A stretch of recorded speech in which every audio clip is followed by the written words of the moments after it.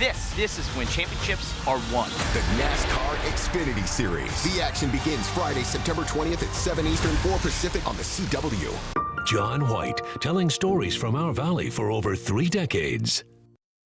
Email I-Team investigator John White your story tip. Kesq, the desert's news leader. This is News Channel 3, live at 4. Hello everyone, I'm Peter Dowd. Thanks for joining us for News Channel 3 at 4. We begin right now with our top 4 stories. Cathedral City High School was placed on a brief lockout earlier today. The school was placed on a 10-minute lockout starting around 11 a.m. after school officials were notified by police, according to a text message sent out to parents. Police quickly detained a suspect nearby. The lockout was lifted 10 minutes later and all regular activities resumed. We're following the development of the Cotino Disney community in Rancho Mirage. Coming up at 4:30, we're giving you the first look inside the home and what you need to know about the price tag.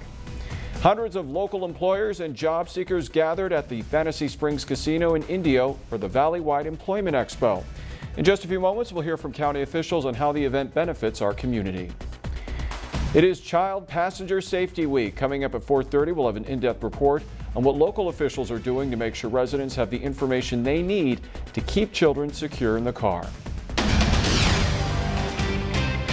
Breaking news, some drama at the Rancho Mirage Council meeting earlier today. News Channel 3's Bianca Ventura is live in studio with more. Bianca, some strong words. That's right. You're going to see the video in just moments, Peter. City Council voted 4-0 today to adopt a resolution. It's 2024. According to Rancho Mirage's staff report, this policy, quote, would prohibit the city from doing business with business where council members have a financial conflict of interest. This policy would go beyond the minimum ethical standards the city council and city are bound by law to promote public trust, respect, loyalty, and fairness, and is intended to supplement existing law for the protection to the public, city council members, and the city itself. End quote. Again, all current city council members voted to adopt this resolution.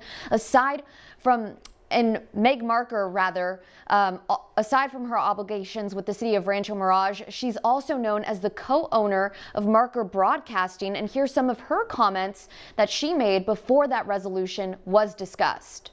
It's my opinion that this new resolution is designed to keep tired old men on the city council and prevent any successful business person from sitting on this council. Such actions are vindictive, punitive, and likely unconstitutional.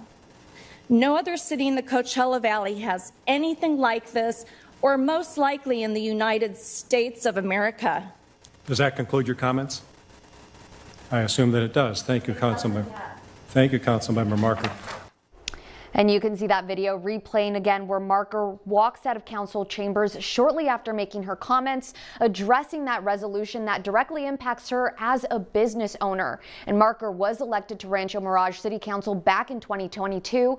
And according to her biography on the city's website, she's been a Rancho Mirage resident for 30 years. The city council will discuss how to fill the vacancy in their next city council meeting. I'm live here in studio. Bianca Ventura, News Channel 3. Okay, thanks, Bianca. Some moving cameras there.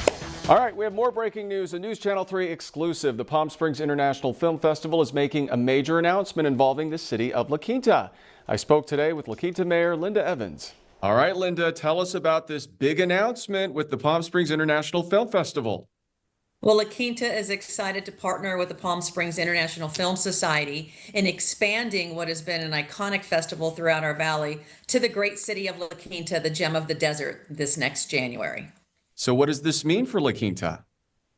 This means that we will be able to expand the reach for people coming across the valley and show screenings at our Cinemark Theater that's in La Quinta, just off Highway 111 in Washington.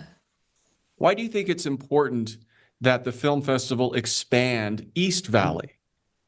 Well, I know as Mr. Chandy took over as chair, his goal was to make sure that there's inclusivity and access for the entire Coachella Valley. So many people come in from across the really the Southland, but for our own local market, people sometimes feel that Palm Springs is so far away. So being able to have this in an East Valley accessible location in La Quinta should broaden the attendance base and broaden the awareness of what this does for our community, because in addition to the film gala and the film screenings, they do amazing programs in our schools, which is very important.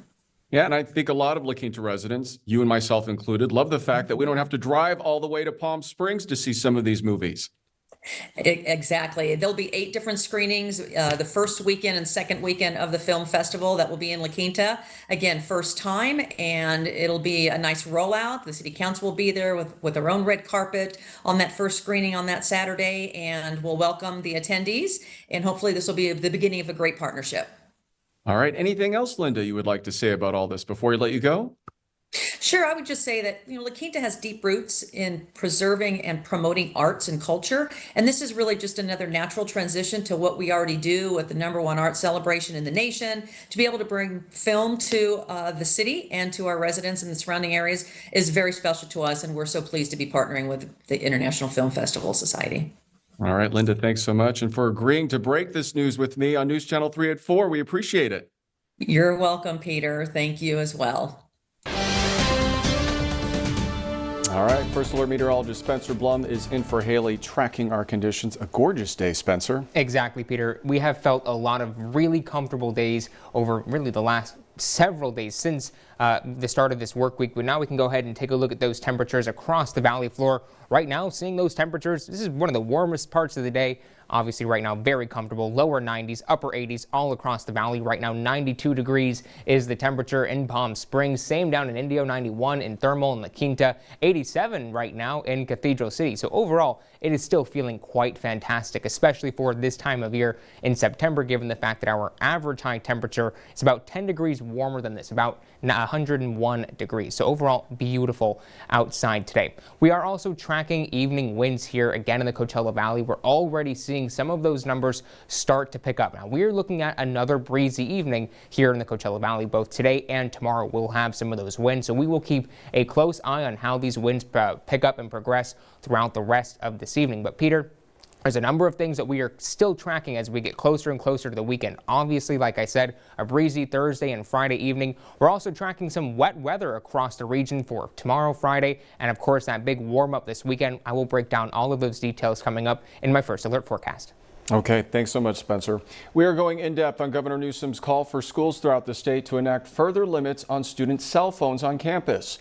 The governor's call for immediate action comes as growing evidence suggests kids with cell phones are not only more likely to be distracted in class, but also are more likely to suffer from anxiety, depression, and other mental health issues. Local educators say they expect students not to be on their phones in class, but also know that parents want their kids to have them, which requires a conversation.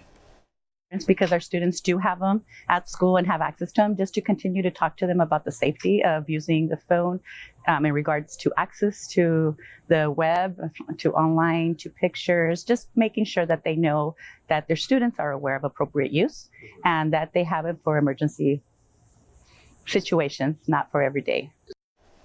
News Channel 3's Jeff Stahl is digging deeper into phones on campus, see some surprising stats that he's found, and what other schools here in California have found out when they take dramatic actions to limit access to phones on campus.